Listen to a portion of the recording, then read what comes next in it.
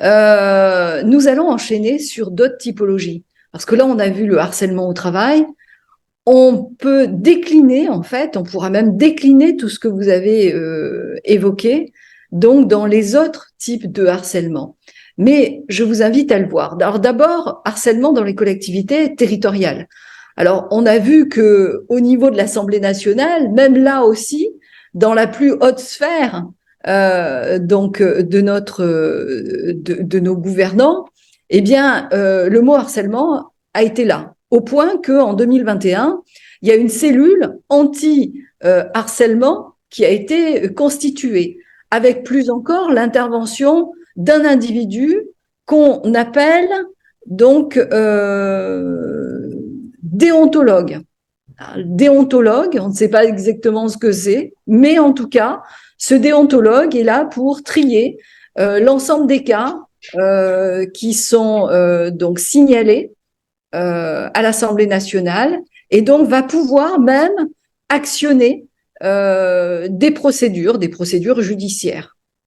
Alors, que penser, que dire de ce déontologue au niveau de l'Assemblée nationale? C'est vrai qu'il y a eu donc des cas qui ont défrayé la chronique, notamment Benoît Simion, par exemple, mais il y en a d'autres. Alors, il est intéressant de voir, et je vous invite à voir, une vidéo de Lina, que l'on ne peut pas diffuser parce qu'elle est protégée par les droits d'auteur, mais cette vidéo résume tout, résume toute la confusion qu'il peut y avoir. Alors, d'une part, les actions qui ont été menées dans le cadre de cette Assemblée nationale, c'est non seulement créer cette cellule, mais en plus placarder dans tous les lieux, et notamment les ascenseurs, les codes, le code pénal, dans le domaine du harcèlement sexuel et harcèlement moral. Et également, on a des interviews de 2 députés. Donc, alors curieusement, un homme qui dit oui, il faut absolument dénoncer, il faut absolument mettre en avant ces faits. Et puis une députée femme qui dit mais attendez, il n'y a pas plus de cas de harcèlement qu'ailleurs. Donc il faut arrêter de stigmatiser. Donc voilà le paradoxe dans lequel on se retrouve à l'Assemblée nationale et que l'on peut retrouver d'ailleurs ailleurs. Mais peut-être deux petits commentaires. Jean Bruno, François? Oui, un petit commentaire. Il y a quelque chose qui est montré dans ce fameux reportage et dont tu as parlé, Edith. C'est qu'on entend les organisations dire « oui, mais on a dit les choses ». En fait, est-ce qu'elles ont vraiment dit? On affiche, on placarde le code pénal dans l'ascenseur.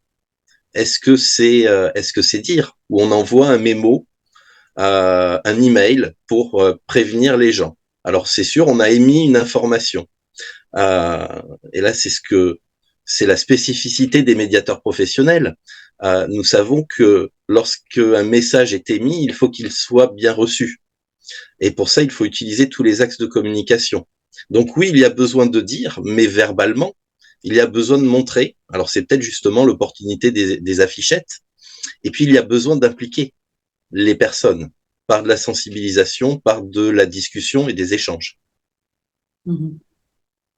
Alors justement, donc là aussi, on va aborder le harcèlement dans les collectivités territoriales versus médiation professionnelle, et on va enchaîner de suite sur une vidéo de Myriam Rimbaud-Fourgère, qui est donc un élu, mais également médiateur professionnel, et qui témoigne de son expérience, notamment dans le cadre d'un conflit d'une crèche.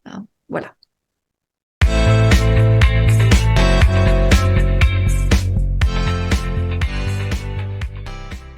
Bonjour, je suis Myriam Rimbaud-Fougère, je suis élue de la République et maintenant médiateur professionnel. Le thème de la journée cette année, c'est le harcèlement. Donc aujourd'hui, je voulais justement vous faire part d'un fait, d'une anecdote qui s'est passée quand j'étais maire au sein de la crèche municipale.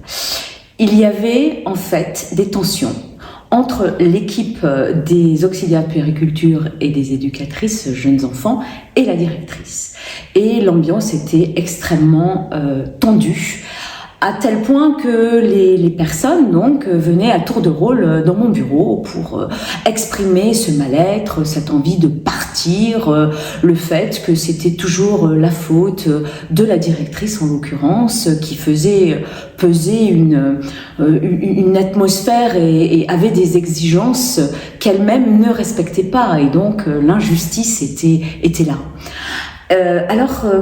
Qu'est-ce que j'ai fait? Je n'étais pas médiateur à l'époque, donc j'ai écouté les personnes, et puis si vous voulez, j'ai essayé de faire parler les personnes. Les personnes se sont exprimées, et puis finalement la directrice est partie.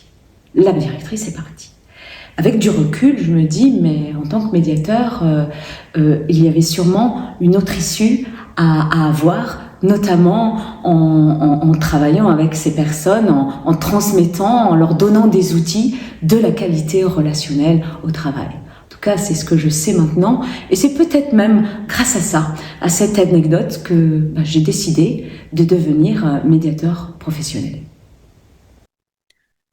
Donc voilà la première vidéo faite, et premiers témoignages faits par Myriam Rimbaud-Fougère.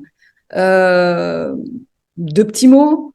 À défaut, on peut enchaîner sur sa deuxième vidéo, où là, à l'instar du référent qu'on trouve en entreprise, référent harcèlement, on a aussi un référent harcèlement depuis les nouvelles législations dans le domaine des festivals.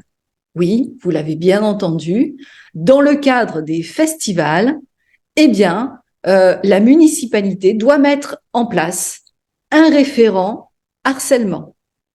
Alors, je vous en dis pas plus, je vous laisse découvrir la vidéo de Myriam Rimbaud-Fougère.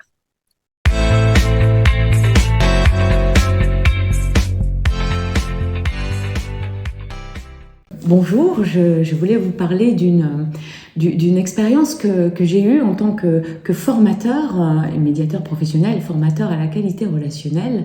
J'ai été sollicitée par un organisme de formation pour dispenser une demi-journée de formation obligatoire pour des personnes qui organisent un festival de musique.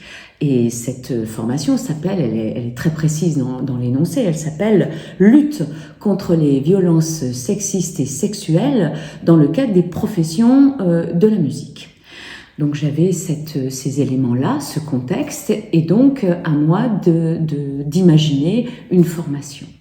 Donc, il était évident qu'au-delà de cette obligation, à quoi ça renvoyait, à quel texte, quelle était la nature de ce que l'on définissait comme violence, etc. J'ai pris le parti d'ouvrir en fait cette problématique à justement qu'est-ce que les personnes entendaient dans le mot harcèlement, puisque c'était le mot harcèlement qui revenait, qu'est-ce que ça signifiait pour elles, et surtout qu'est-ce que ça signifiait pour les personnes. Et là, ça m'a permis de faire réfléchir les personnes sur le point de vue. Je suis une victime, je suis un harceleur, je suis aussi témoin. Qu'est-ce que je fais? Comment j'agis? Et puis surtout, ce qui était important, c'était qu'est-ce que les organisateurs du festival vont mettre en place, justement, pour faire face à ces événements, si tant est qu'il y ait pu avoir des événements. Il y en a eu, il y a eu des personnes qui sont venues, mais il y avait cette organisation, cette prise en compte, cette prise en charge et surtout ce recueil de ressentis des personnes qui ont pu aussi exprimer les choses. Je crois que c'était important de faire ce point-là pour les organisateurs, de se poser et de réfléchir justement. Parce que le mot harcèlement est un mot quand même très dur, mais pour lequel on ne met pas tous la même signification. Donc, de manière très concrète, sur le site du festival, il y avait cette obligation de rendre visibles les personnes comme quoi elles étaient référents harcèlement. Donc, il faut mettre ou un brassard ou un t-shirt. Et donc, c'est une obligation de bien rendre visibles ces personnes. Et justement, au cours de cette matinée, eh bien, nous sommes venus et les personnes ont dit, mais finalement, voilà, nous allons être bienveillants. Et la discussion a tourné sur ce mot bienveillance, où les personnes, justement, les faire réfléchir sur la bienveillance. Qu'est-ce que c'est ? Est-ce que c'est vouloir le bien pour l'autre personne ? Est-ce que ça ne renverrait pas et à un autre mot qui était surveillance, justement, qui va aussi peut-être induire que l'on va cataloguer les personnes. Tiens, lui, c'est un harceleur. Lui, méfie-toi, c'est un frotteur. Lui, méfie-toi, etc. Et justement, de dire aux personnes, de faire réfléchir les personnes en disant, pourquoi on va les mettre dans cette case ? Est-ce que c'est par rapport à mon ressenti, au ressenti de chaque personne finalement ? Et donc ouvrir le champ des possibles en disant que finalement, plutôt que de juger, de prêter des intentions, eh bien on va se dire que c'est à un moment donné cette interprétation qui a été faite. Et donc permettre aux organisateurs, quand ils vont être confrontés à des personnes qui vont venir, pas être bienveillants, mais leur permettre de recueillir leurs paroles et de eux-mêmes désamorcer cette émotion qui est légitime, les reconnaître dans cette émotion, mais ensuite faire que finalement le harcèlement c'est peut-être pas ça. Donc voilà, peut-être des commentaires, parce que donc on voit que là aussi le référent je dirais harcèlement, c'est peut-être pas le mot approprié, hein. Qu'en pensez-vous, Jean-Bruno, Oui, François, Joël? le mot harcèlement n'est effectivement pas peut-être toujours approprié. Et ce que je trouvais intéressant au travers du reportage de Myriam, c'est qu'il y a ce passage dans lequel elle est devenue médiateur professionnel. Elle a donc du coup changé énormément de représentation, elle s'est équipée en matière de compréhension, de connaissance, d'apprentissage, et donc son regard au travers de ce qu'elle en dit, du harcèlement, change et devient différent, et surtout avec une certaine distance qu'elle n'a pas eue lors du premier conflit avec la crèche. C'est intéressant qu'elle avance là-dessus. François? Oui, un petit retour. J'étais surpris lorsque j'ai pu visionner la vidéo de Myriam la première fois. Et j'ai plusieurs casquettes, je dois vous l'avouer.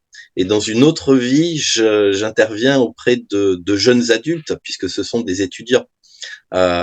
Public privilégié des festivals, quand même. Et ces étudiants étaient surpris de la terminologie employée, d'un référent harcèlement. Les jeunes filles m'ont fait part de leur classification elles-mêmes. Dans un festival, on retrouve un peu d'ailleurs les mêmes actions que dans les transports en commun. Ça sera peut-être plus des frotteurs. Et donc là, est-ce que c'est vraiment du harcèlement, ou est-ce que ça peut être considéré comme une agression également? Et comment est-ce qu'on peut réagir? Donc cette vidéo a amené énormément de questionnements, en tout cas, par rapport à la terminologie. Qu'est-ce qu'on classe vraiment dans le harcèlement?